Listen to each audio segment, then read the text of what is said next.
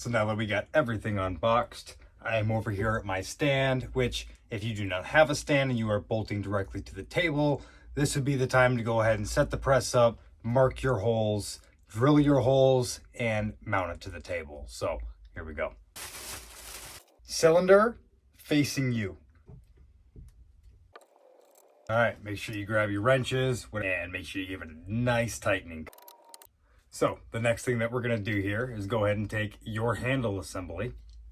You're gonna remove the nut from the top. You leave the washer on, just hold it there. And we're going to go ahead and insert it here. Take the nut right on bottom there, and there you go.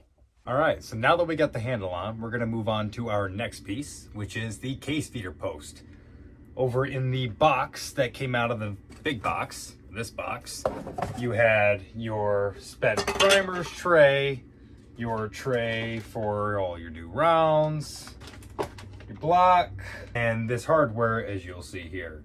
What we're gonna need for attaching the case post here is going to be these two long bolts, these two round washers, and these two hex nuts here. So, as you can see here, it is going to attach here and here. So let's go ahead and add that on. We're gonna go ahead, take said washer. It's going to wrap around like so with a bolt. Over here. And that will be a 7/16. Doesn't need to be too tight.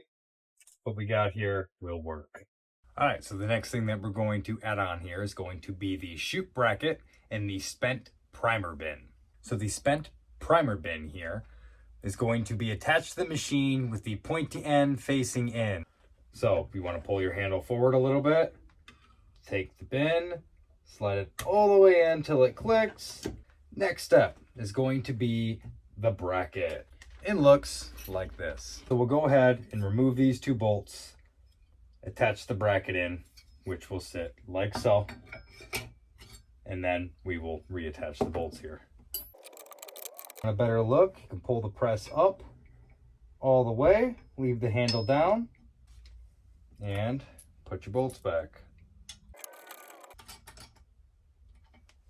So next, we want to take the case feeder tube, the case feeder tube adapter, and the case feeder tube bracket if you're not using an automated case feeder, in which you'll follow the instructions on the case feeder.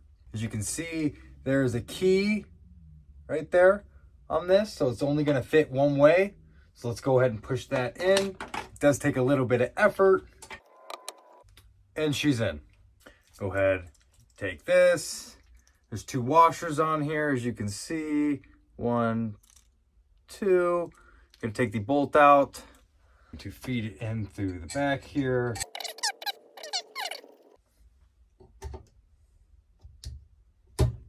And there we go. So next thing we're gonna do is we're going to set up the powder measure. First thing that you are going to want to do here is you're going to see these Allen keys here. We're gonna go ahead and take that 5/32 Allen key, and we're going to, now that that is out, this is where we are. Let's go ahead and remove the clasp from the front of the powder measure. Now here in our conversion kit, which is this nice little blue box here, we have that is going to fit right into the top of this, which you will see it has play in the bottom here. With this disconnected from the powder measure, we're going to drop that into station 2. So we got a good amount of it being shown from the bottom here. We'll get to setting that here in a minute.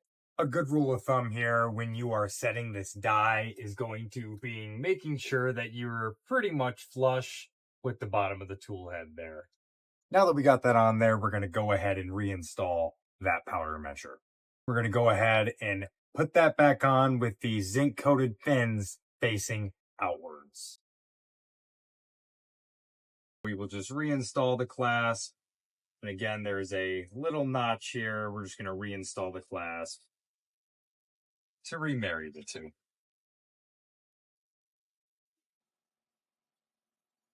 All right, so we're going to go ahead and start putting the conversion kit together. We're going to start with the little pawl spring here, which is Paul, because there's your little Paul bunion. Now the way that you put that Paul in there is going to matter. We're going to come over here. The Paul spring is going to go in this back hole over here like so. All right, so now that we drop that Paul spring down in there, we're going to go ahead and raise the press up a hair. Take old Paul here with the axe facing away, and we're going to drop him right in that hole. Now once he's in there, you should go ahead and be able to move it up and down like so. So now we got our detent spring and ball. We're going to go ahead and drop that in this little plus size looking hole here. The ball will drop right on top, and it should be sticking out about halfway there. So just like so. Next, we're going to go ahead and attach the shell plate. So take that shell plate bolt all the way out, set it aside, take your shell plate with the number side up here. As you can see, there's no number on the back side, there's a number there. And we're going to go ahead and place that. Right. It'll lock into place a little bit for you, where you can tell it's kind of right. Then you're going to go ahead and reattach the shell plate bolt. Now a big thing here, now that you tighten this all the way down, hand tighten it all the way till it's just hand tight. You have no play, back it off, and about 1/8 of a turn. I want to hear pretty much just about that. A little bit of play, not too much play, but a hair so it can still move. So now that we have the plate and the bolt in, we need to finish it up by taking an 1/8 inch Allen wrench into this hole right here and snugging this up. Do not reef on this, as it is brass tipped and you will strip it. Now that you're this far, go ahead and cycle it a few times and make sure that that shell plate is moving correctly. That's what we want to see right there. Your ejector pin here, which is going to mount right in a hole back here. As you can see, it's right there. We're going to get that in there and then wrap it around the bolt. What this is going to do is it's going to knock your finished ammo into the finished bin. These few pieces here are going to go to the case feeder. So this little die right here, we're going to install in there. It's not on the tool head, it's underneath right there. This little green bushing here is going to sit right there. And then this plate, we're going to go ahead and pull that back. And she is going to sit like so, with the thin piece pointed back, pointed backwards. The case feeder open here. We're going to go ahead and take this bushing, stick it on in here. Might need 2 hands to do this. Go ahead and drop the press down. And you're going to reach all the way up in there. And then the last things in that box are going to be these little brass pins here. We're going to go ahead and place in these 3 holes. All right, so next we're going to go ahead and take your resizing die, which is going to go into station 1. Going to move the powder check out of the way just a little bit if it's in your way. Now before we screw this down, I want you to take the press, put the handle all the way down, and we are going to screw this die in until it hits the shell plate. All right, so now that we are here, as you can see, I am very close to hitting the shell plate, and I'm going to touch it. All right, so I'm touching the shell plate here. Now, in this handle here, it's free all the way to the bottom. Back it off a hair, tighten a little bit, try again. At the end, what I'm looking for is a little bit of push to know that I'm giving pressure to the shell plate. And that's what I'm looking for right there. Push and a little bit of pushback, where you have a little bit of a extra bit of push at the end here. That way we know there is sufficient pressure on the shell plate. Now we're going to go ahead and tighten that down. Double check it. Make sure we still got that little bit of push there. Yep. I'm going to go ahead and check it real quick. So we're going to throw a piece of brass in here. All right. And then we're going to size it. Now, one way to check this is going to be as simple as this. A 9mm case gauge, and check it. This is how you will know if your resizing die is good or not. Now the next thing we're going to check is the powder check and whether or not it is flaring correctly. So we're going to put this back in here, but we are going to go ahead and cycle the press to check your flare. I'm gonna go ahead, set her down, drop a bullet into her, and if I can hold it upside down without it falling out, we're good. All right, so next we're gonna go ahead and take the bullet seating die here, and we're going to screw it in to station 4. Now, as you can see here, I have a piece of brass that I already sent through the process. It was resized, flared, and sent all the way to here. So Sammy spec is going to be 1.169. So that's just what we're going to start with here. So we're going to go ahead and screw this in, just them out of the way. I'm going to take our bullet here, set it in. Looks like we are 1.187. So we're already pretty close on that first attempt.